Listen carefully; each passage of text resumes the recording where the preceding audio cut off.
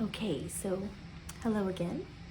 Today I am just going to show you how a bar arm series might go. There's different ways people do it. You can do it adding things, removing things, doing it all different ways.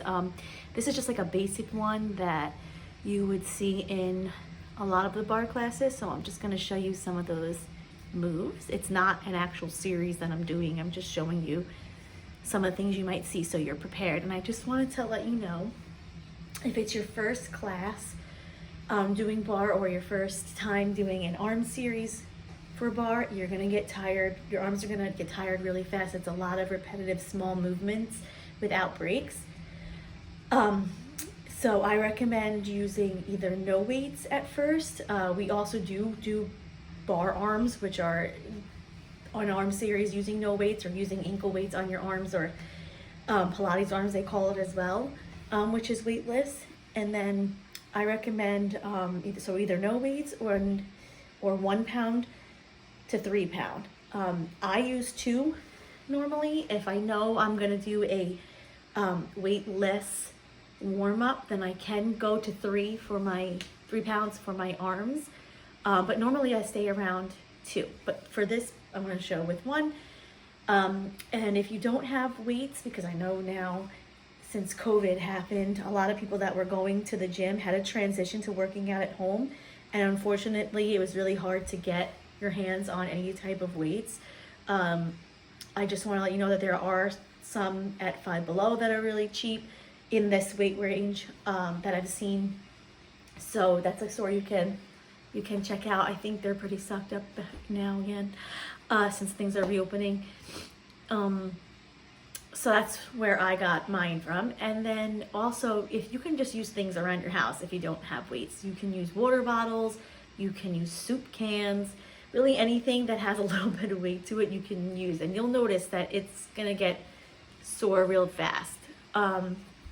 Okay, so when you do an arm series, it's after your warm-up, which your warm-up could be with weights, like I said, or weightless. So usually after your warm-up, you'll end in second position. I'm not really gonna show you my legs because it's just really arms, but you'll end in second position or you'll end in your first. So one of the first things we usually do is arm reaches, which are just, you take your arms, always keep your shoulders down away from your ears. You want to keep your belly button to spine. That's something you'll hear very often in a bar fitness class. So because it's all about elongating. So that's what it is for arms too. We want to give the longest limb, the longest, leanest muscle. That's why it doesn't matter if you're lifting heavy. It's just how long you can get those arms. So the first thing would be arm reach. So you would be belly button to spine, arms down, and it would just be like this. 1, 2, 3, 4. We usually do about 16. It does change the speed according to the music. It's very based on musicality in bar, so it might be like this, small pulses for the arm reach, and it might be longer.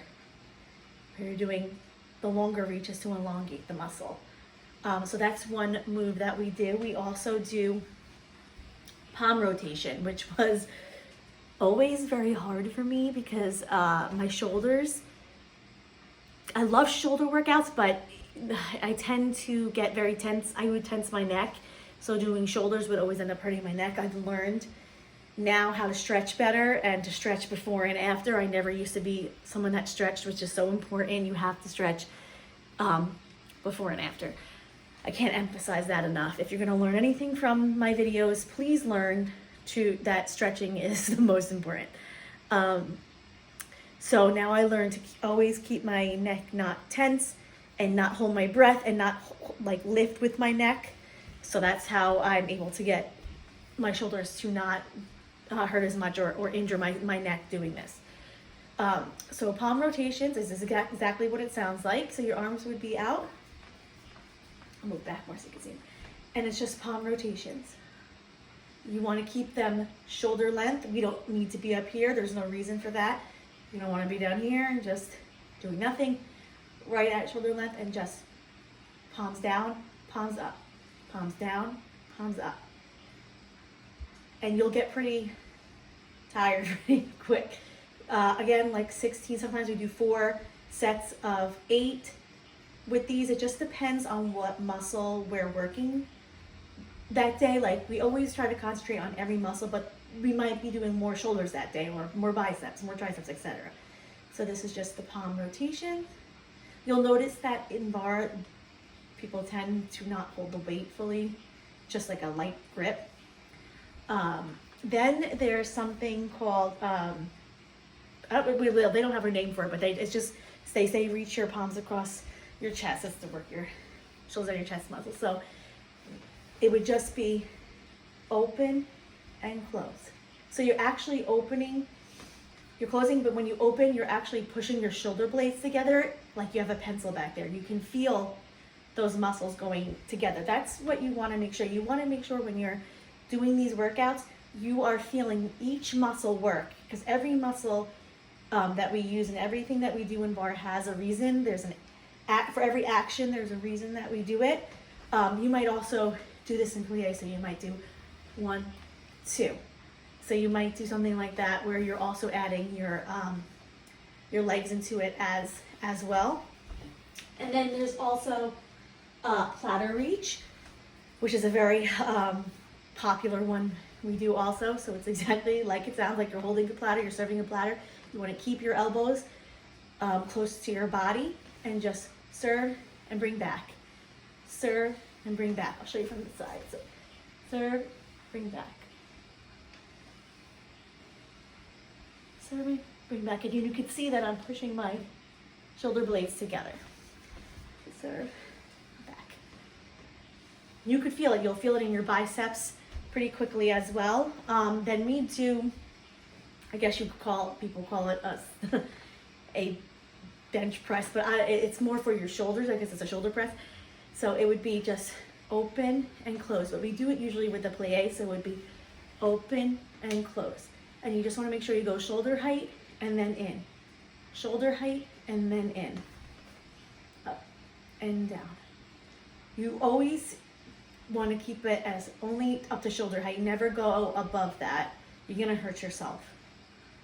Then we also do ones in front of the chest. Instead of going across, you go that way and in. This way. You know, you push to the front, and then again, like that pencil is in between your shoulder blades. The pencil's in between your shoulder blades. That one is popular as well.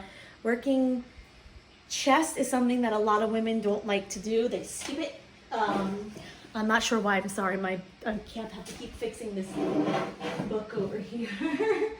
And then, so women don't like to do their chest for some reason. I was like that too. I hated doing push-ups, but they're beneficial to other parts of your body as well. And you want to have a strong body all around.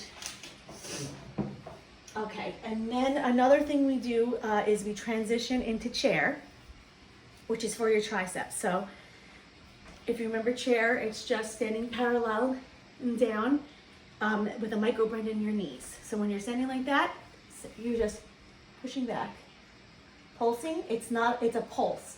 1, 2, 3. Again, shoulders away from the ears and just pulse. We also do where we push in.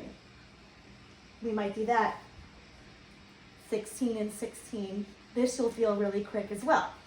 Then sometimes when we're doing triceps, we will bring tricep into a curl, tricep to a hammer curl, tricep to a bicep curl. Just all different things. You just always want to make sure your elbows are closer to your body. You don't want them out here and flamming around all over the place.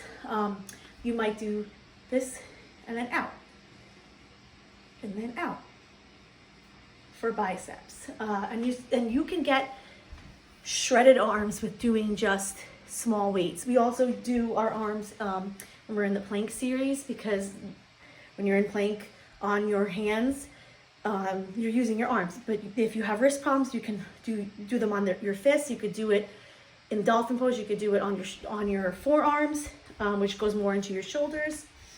Then we do something called Pilates boxing, which you might start slow at first and then you go into a faster movement, but it's Pilates boxing. So it goes from here, out, here, out, here, stop, and out, out.